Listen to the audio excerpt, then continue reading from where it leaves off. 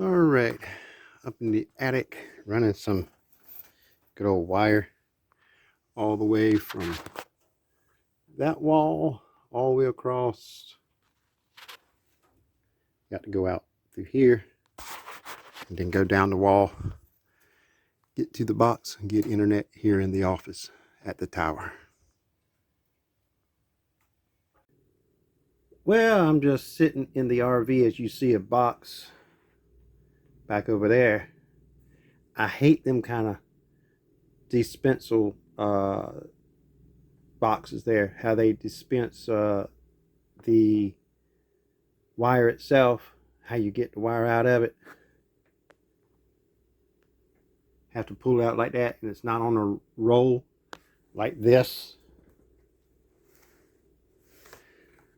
So we're going to take it out of that box and put on this roll here and put it in that box. Whoever came up with that idea with very heavy cable, I mean, Cat 5 and something like that or less is good. But see how it makes it spiral? And you trying to pull that, that just messes it all up. Put it on a freaking roll and solve the problem. It gets all the kinks out of it. And sometimes when you try to pull it out of that box, it'll pull the box instead of pulling it out of there. It'll be a two-man job. When this here, I've ran over 200 feet in apartments. One-man job. Cat 6 and higher don't need to be in a box that gets the wire out that way.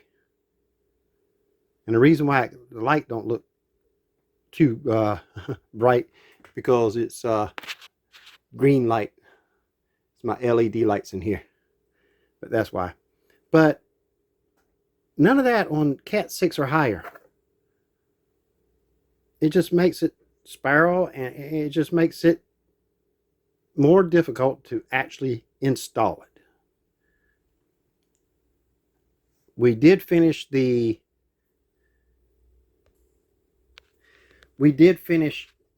installing the office.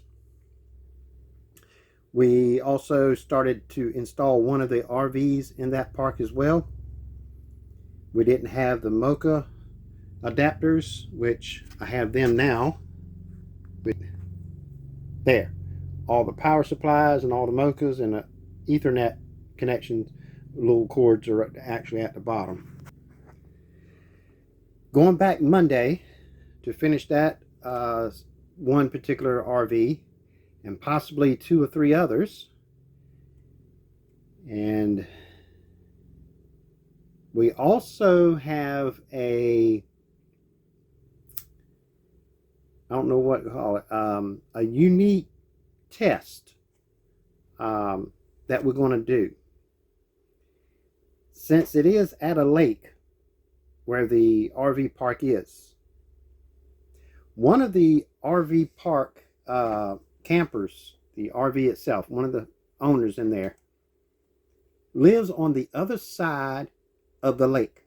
And the lake is 3.5 miles wide. He said, if I can get him internet to his house on the other side of the lake, he will take internet there as well.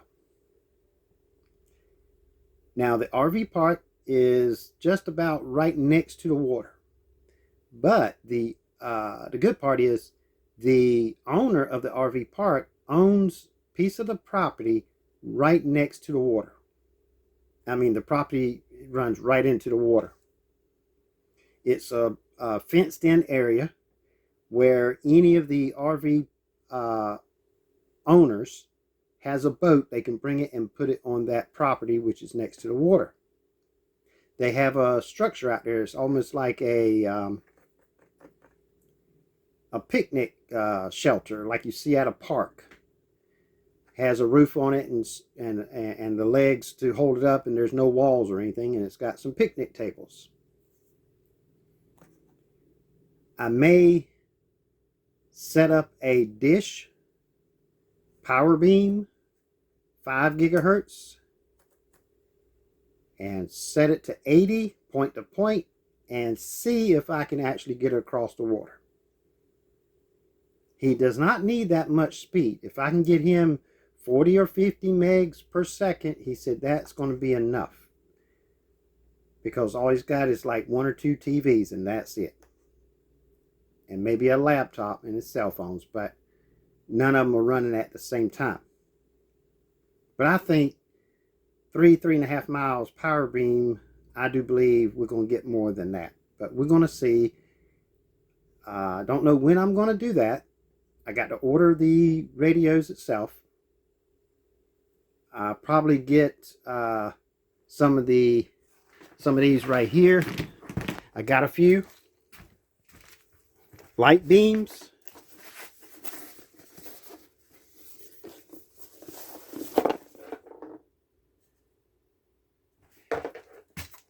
And you can set them to 80 as well.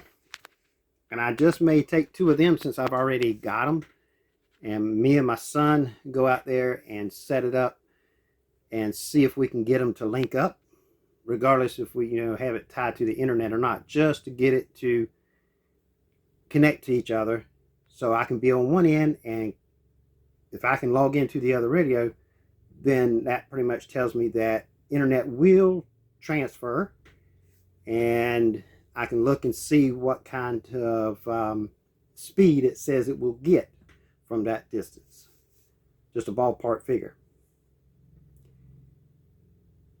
And then down the line, he's talking about getting internet to that location as well, where they have the boats. So if I can get internet there, then I can tie in to the dish and send it over the water.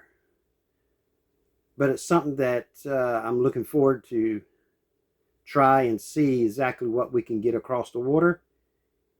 And not only that, the owner is buying a house, or already brought a house, just hadn't moved yet, to that same location, which is next to the water. So I might be able to get 2 on the other side of the water. And since the beam width on that dish is so narrow, and if their houses are close enough, I can shoot it, find out what degrees that I need to point it at, and be able to hit both of them as point to multiple point by one dish.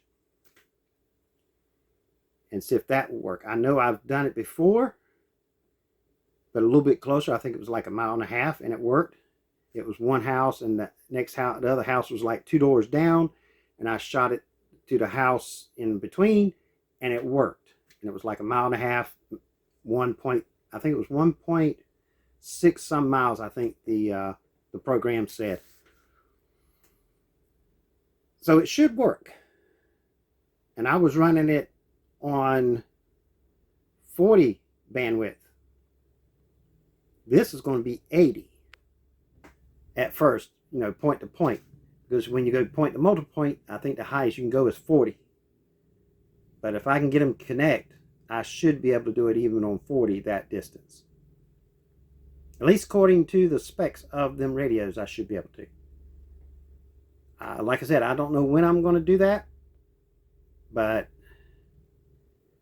I will be doing it in the future. But right now I'm going to get the RV part set up and get the RVs in there tied in. I got to finish the AP, the power supply. It's just a plug-in right now. I got to make it a permanent connection. But other than that, that's all I got right now. That's going. I do have another RV part that I need to go look at, which is about an 8-minute drive from where I am right now in my RV. The owner of the one that is at the lake, he talked to this owner, and he's called me, and I got to go look at his RV park, which is not that big. It's not but like 18, but still I got to get internet in there one way or the other. So look for them videos, and thank you for watching the content on this channel. If you got any questions, leave it in the comments below. See you in the next video. Take care.